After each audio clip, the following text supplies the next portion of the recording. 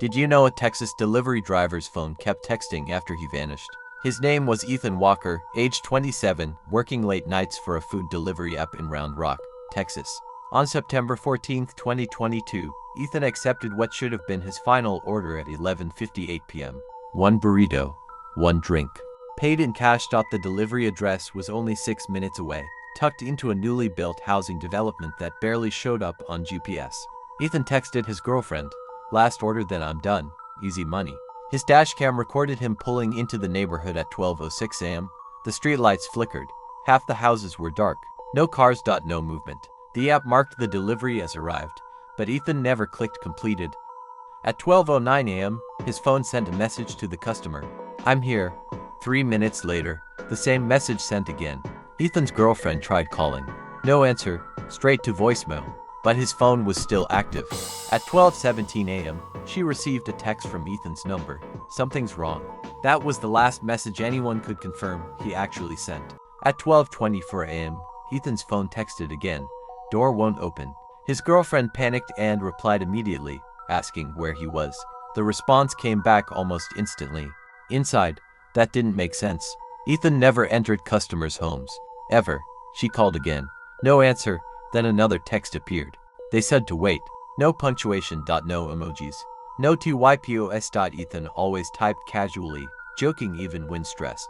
These messages felt stiff. Empty. Like someone copying his voice without understanding it. At 12:31 a.m., his location stopped updating, frozen in the middle of an empty cul-de-sac. Then the text changed. "Do you hear it too?" His girlfriend didn't know what to say.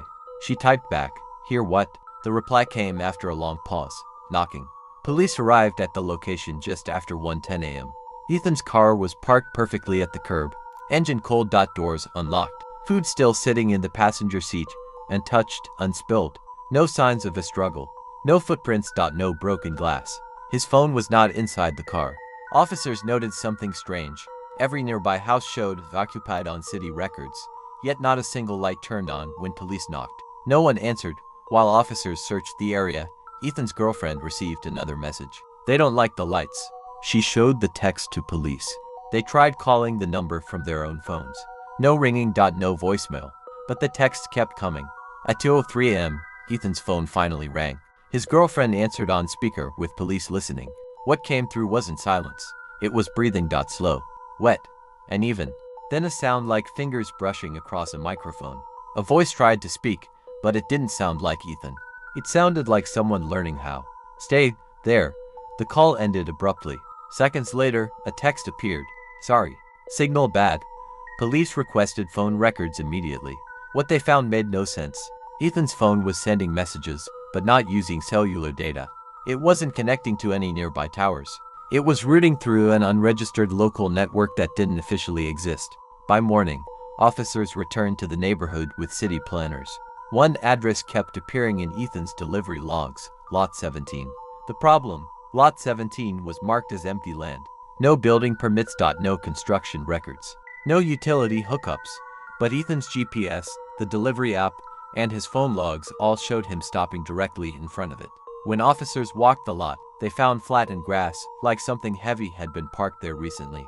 In the dirt was one clear detail that stuck with everyone who saw it. A single HANDPRINT. Too large. Too many fingers. Ethan was officially declared missing, but his phone never stopped. Every night at exactly 12:06 a.m., a message would send to his girlfriend. Always short. Always calm. Still here. Waiting. They watch when it's quiet. Police tried tracking it again. Nothing. On the fifth night, the message changed. "You can come now." Attached was a pen, the same cul-de-sac.